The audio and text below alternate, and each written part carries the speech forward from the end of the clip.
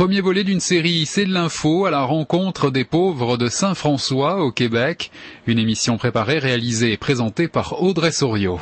RCF. C'est de l'info.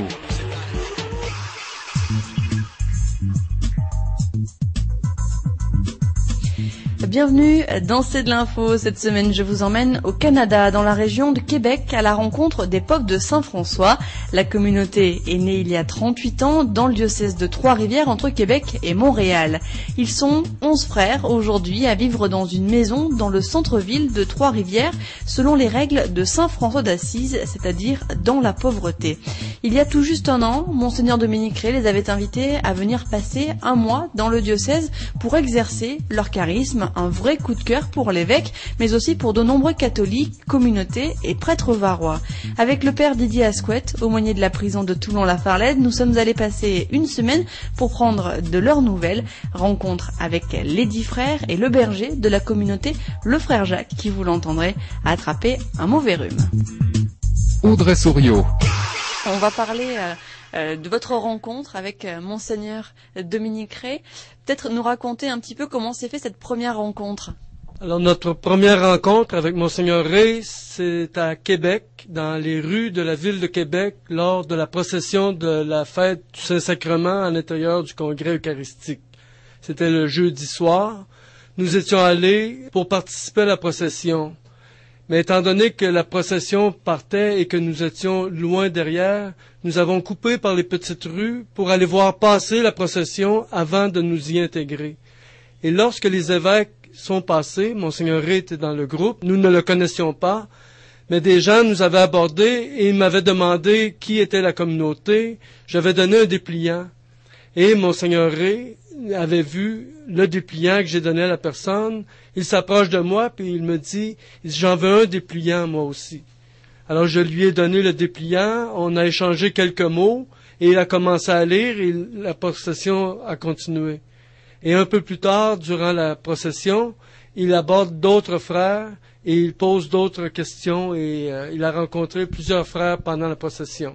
Alors, un peu plus loin, il sort des rangs avec le dépliant qu'il venait de lire et il dit « Ah bon, vous êtes une communauté qui est surgie sous le souffle de l'Esprit Saint ?»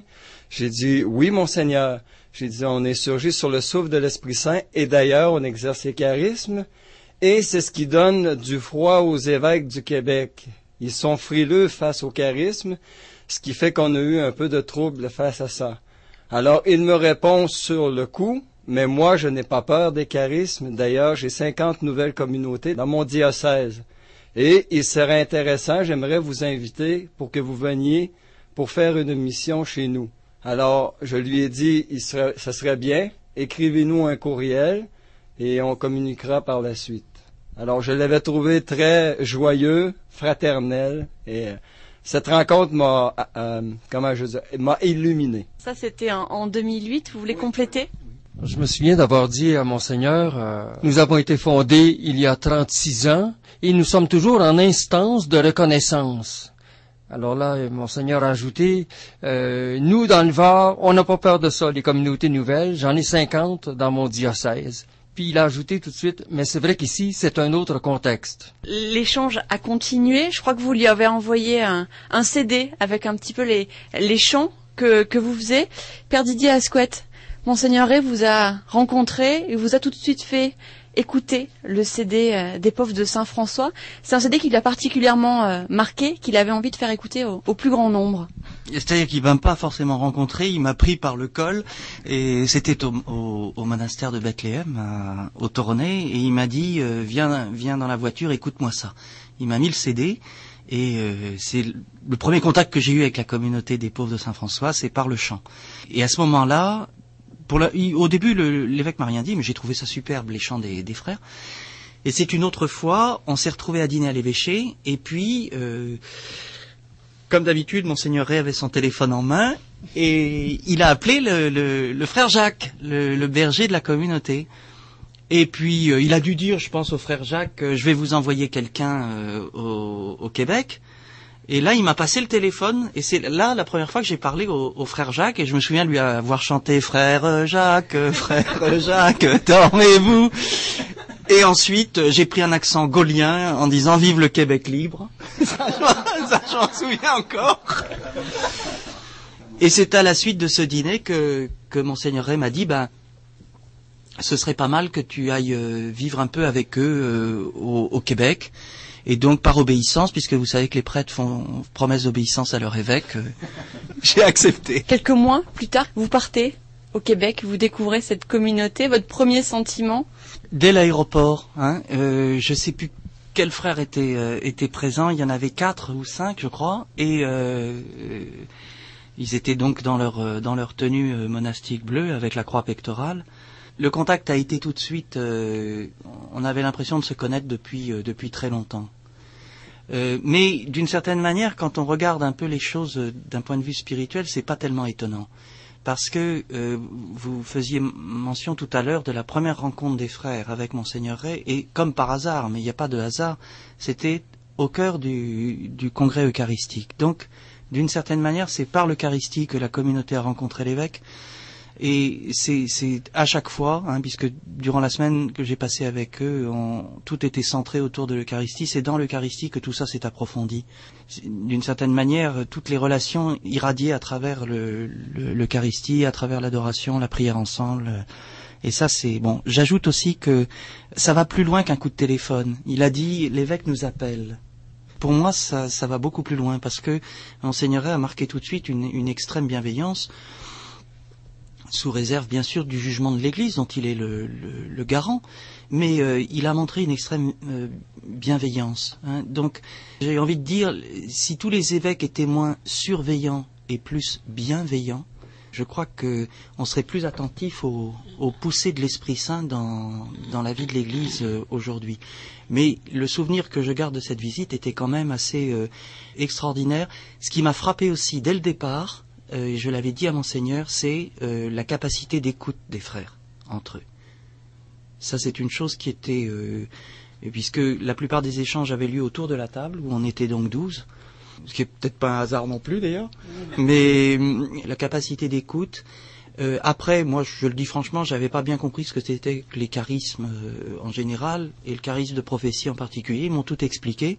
Ce que je peux dire encore aujourd'hui, après une semaine passée ici encore avec vous, Audrey, c'est que c'est le lien qui les unit, la charité fraternelle, qui est vraiment une prophétie de la parole de Dieu.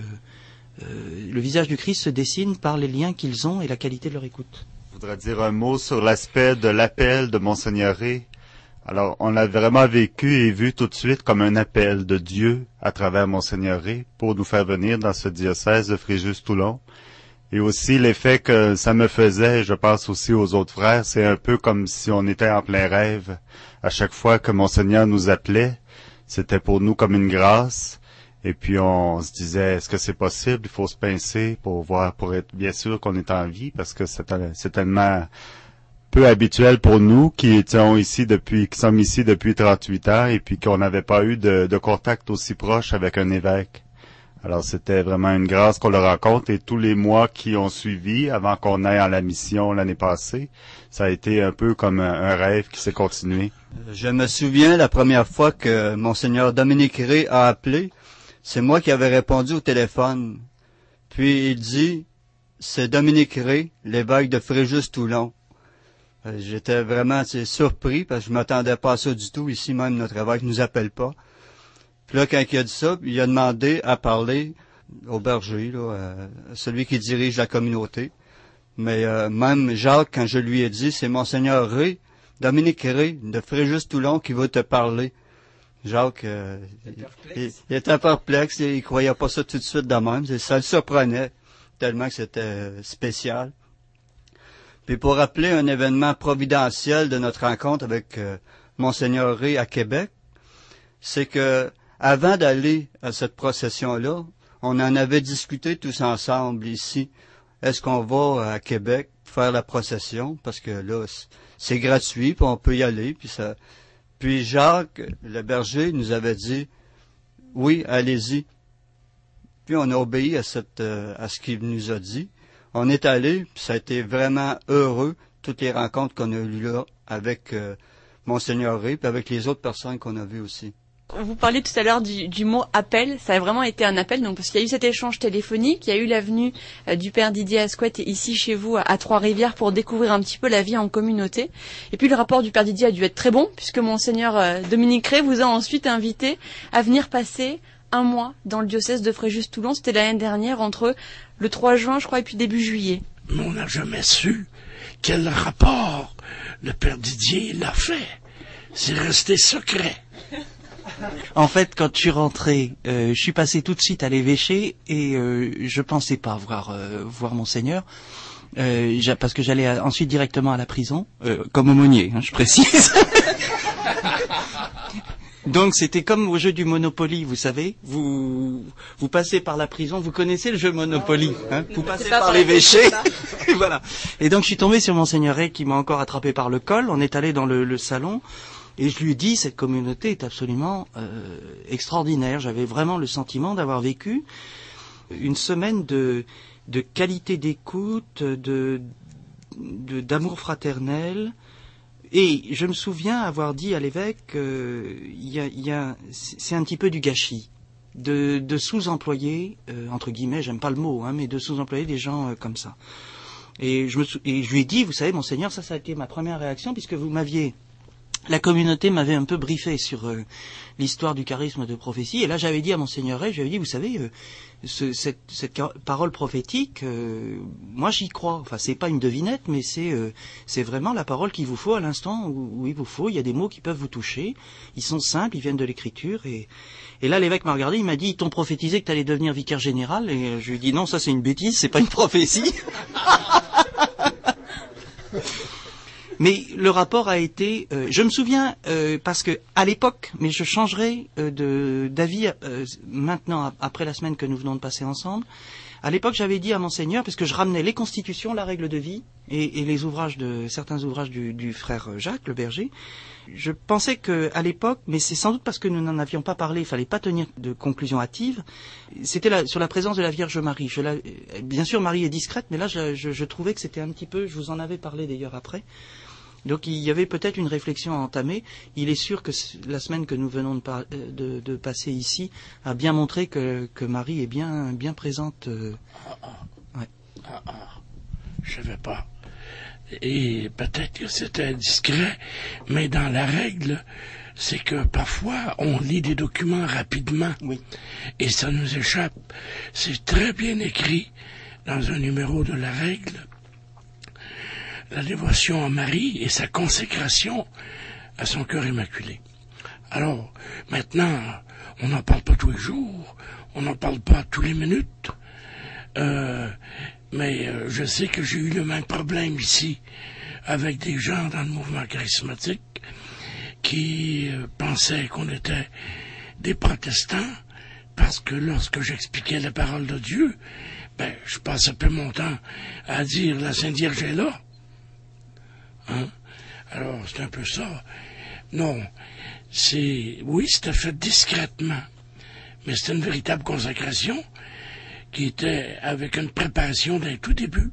Tous y ont passé pour se consacrer à la Vierge, un après l'autre.